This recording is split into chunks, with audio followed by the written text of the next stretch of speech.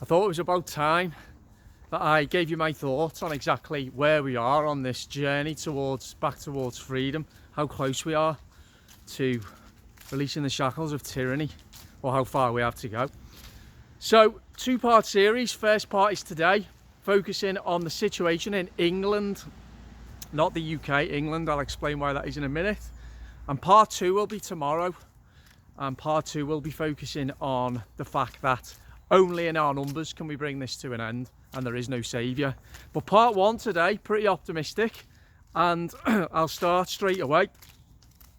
So, why am I focusing on England and not the UK? Obviously, I live in England and I live in the UK, but I believe the situation and possibly the mindset is different in England compared to Scotland and Wales. I've visited both of those countries in the last few months. Scotland and Wales both have introduced passport schemes, COVID passport schemes, whereas England, well, officially hasn't, although unofficially there are places that are implementing them. So Scotland, I believe a large proportion of the Scottish people are under a different type of hypnosis, one that has been cast upon them, a spell cast upon them by the lovely Nicola Sturgeon. And of course that spell that's being cast upon them is related to independence from the rest of the United Kingdom. And I think that the hypnosis amongst a large section of the Scottish populace is so strong that anything related to COVID and lockdowns and anything else in relation to all the ridiculous things that we've been asked to do in the last couple of years, that due to that existing spell, many in Scotland have just gone along with anything Nicola Sturgeon said. Now, of course, I said many, not everybody, but what the arguments I'm making is I believe libertarianism is not as rife in Scotland as it is in England, and I'm not saying it's rife in England either, by the way. I'm saying there is more of a libertarian instinct amongst the population in England than in Scotland, and I'll come obviously to England in a minute. Wales is my experience there. I spent a week there in midsummer, and it was a lovely week, but I was struck by the different feel, the different mindset, the different approach to life, and the large degree of groupthink that was still existing there, quite a bit more insular, which really didn't detract from my lovely week spent there, but it's just interesting. There is a difference between England and Wales. Northern Ireland, I don't know the situation in Northern Ireland now, but what I just want to say at this point is, if you're from Northern Ireland or Scotland or Wales, please tell me what your perspective is of what's going on in your own country and how you think it compares to the other countries in the United Kingdom, particularly England.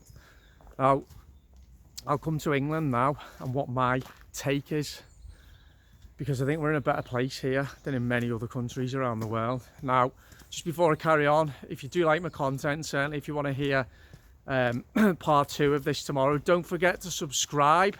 Hit the subscribe button and then click the notifications bell so that when I upload tomorrow, part two, obviously you'll automatically see that in your feed. So, England, there's a reason, I think, why the citizens in England are under extreme psychological attack, incessant psychological attack.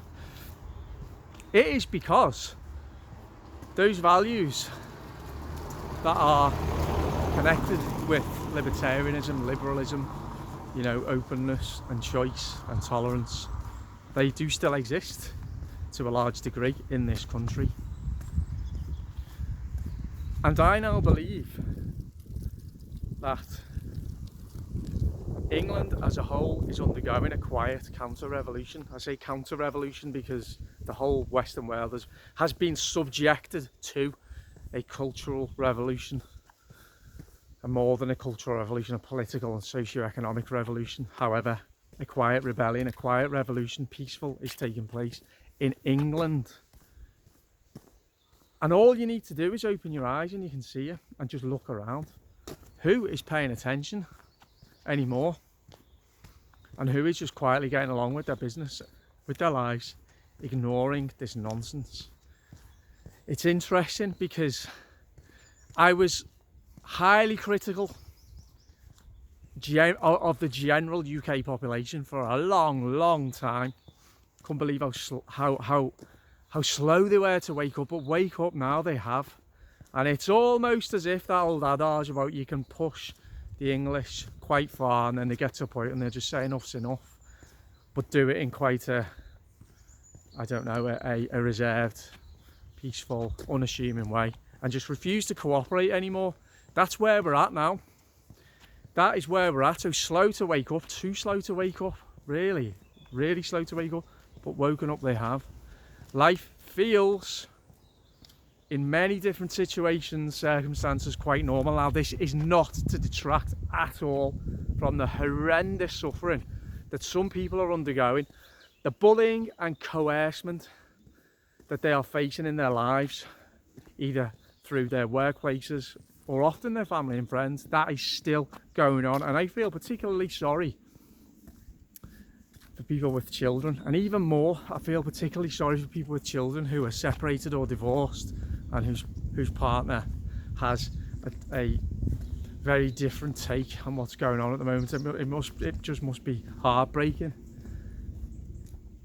So, an acknowledgement that all is far from rosy in the garden, and some people are under immense and incredible stress and pressure. But my point is to compare what we have in England here to the rest of the world. Many European countries now have the vaccine passports stringently implemented, and I know that is the plan here as well, and it is probably going to happen.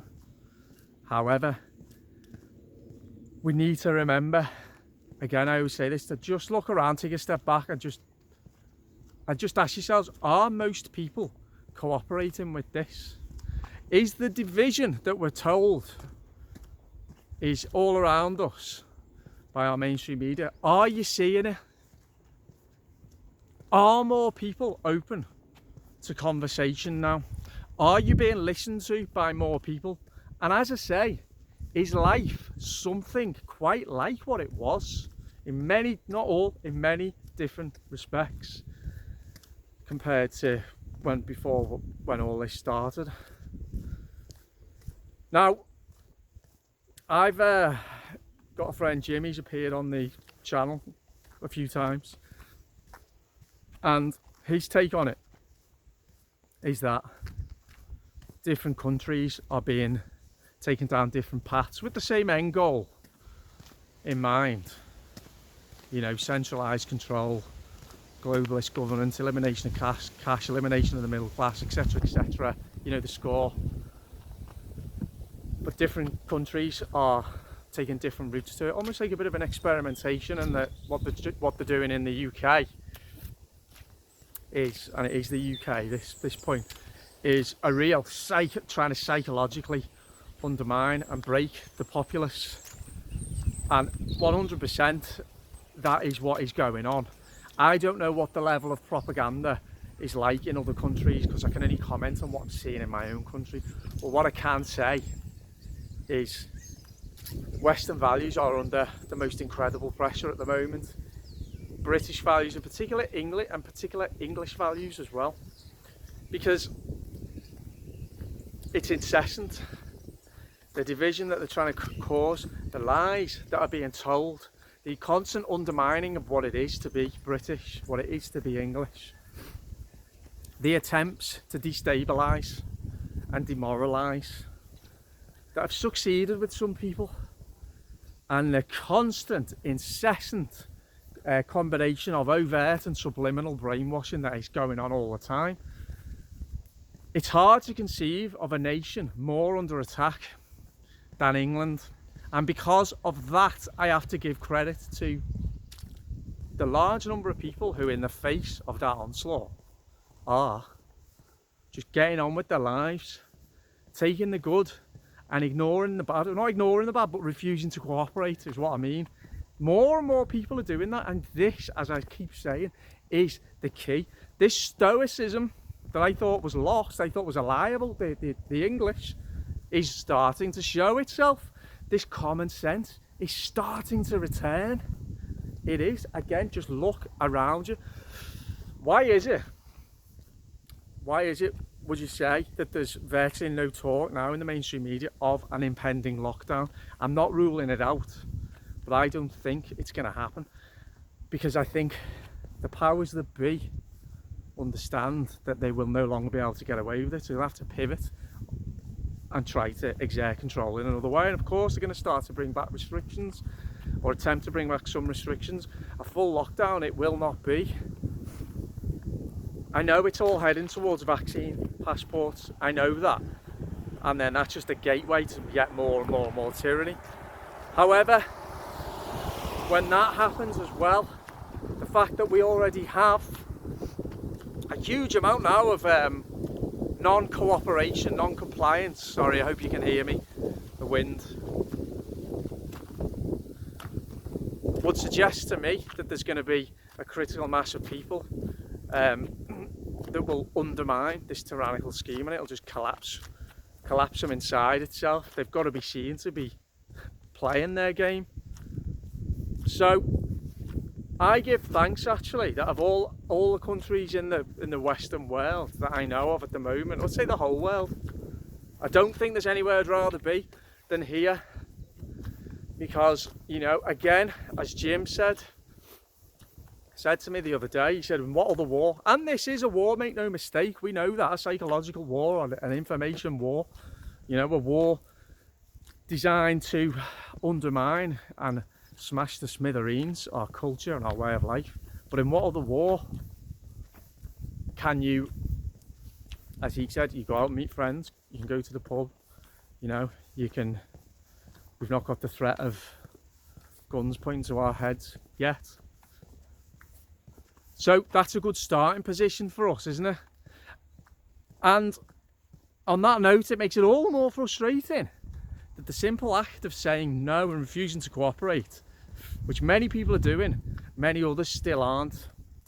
And you know, I do have to continue to contain my anger and frustration at the people still just going along. But I draw optimism and strength from seeing the small businesses thriving, from seeing the pubs full, from seeing, you know, the things going back to normal, the children back in school, the traffic's busy on the roads. A lot of these things I didn't think were going to come back, certainly not at this stage now. And that's happening in England.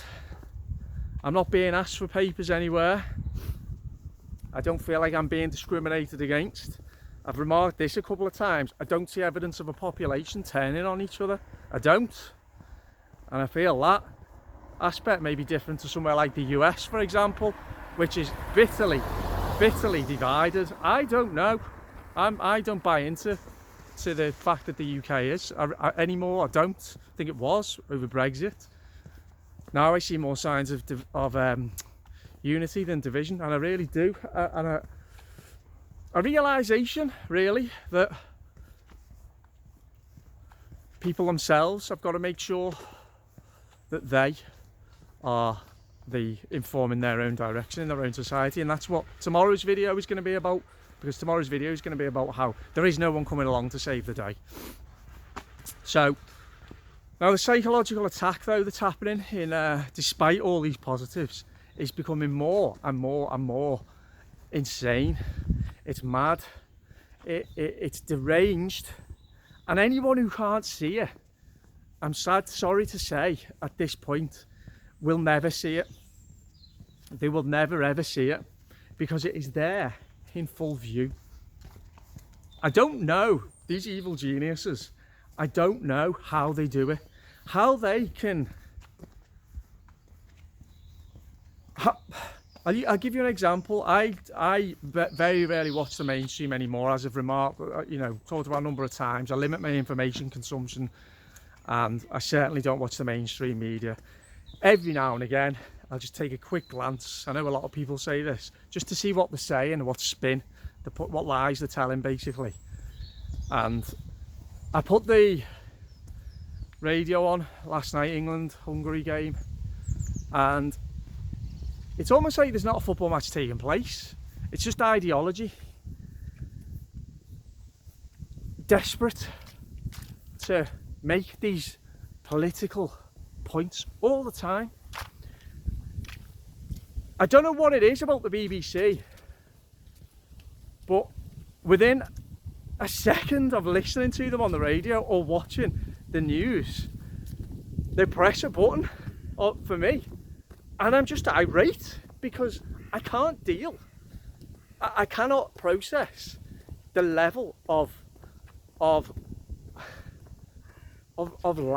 lies. I can't process the fact that lies can be so big. I just can't. But of course, that's what it's designed to do, and of course that's why I very much limit my consumption of the media, because you're not dealing with anything remotely approaching the concept of truth and dignity and decency. You're not. It's lies, manipulation, deceit, propaganda, indoctrination. The same with the adverts, which I just watch on aghast, astonished. I can't believe what I'm seeing when I watch adverts on the TV. I just cannot believe. If you want to see tangible proof of a society under attack and being undermined, watch. Spend 3 minutes of pain watching the adverts on TV. Again, something I very, very, very rarely do. Just a bit of a morbid curiosity sometimes gets the better of me, and it's good to know what your enemy's doing, not good to become obsessed with what they're doing. So, to draw this all to a conclusion, well, just to make one more point about what is the psychological attack going on in the UK, it's primarily relating to two things. Well, three things: the lockdowns and the vaccine programme and all the associated ills. It's something that's common through the rest of the world, certainly the rest of the developed Western world.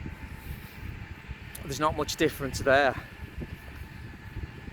with the behavioural insights teams and the psychologists in all the various countries pulling the strings. Number one, that is. So number two is climate change. I believe the UK is being used as some kind of a guinea pig when it comes to climate change, because we seem to be seeing more and more and more propaganda and indoctrination with regards to an impending climate catastrophe. We know much of the infrastructure is being put in place already in this country. The policies are there, and crucially the story is already there, the narrative is there, and the censorship has been there for the last 10 years. So that priming with regard to climate change, and then the justification for wholesale changes to all of our lives is already there. So that's the second element to it. And again, the third element I've already touched on is the ruthless assault on our traditions, on our way of life, on the family, on small business, on who we are, how we see ourselves as a nation, on our history. And that attack also includes an attack on the minds of young children, which is always the best way, of course, to create a tyranny that is supported by the masses and enforced by the masses, is to target the children. I believe that's going on now as well.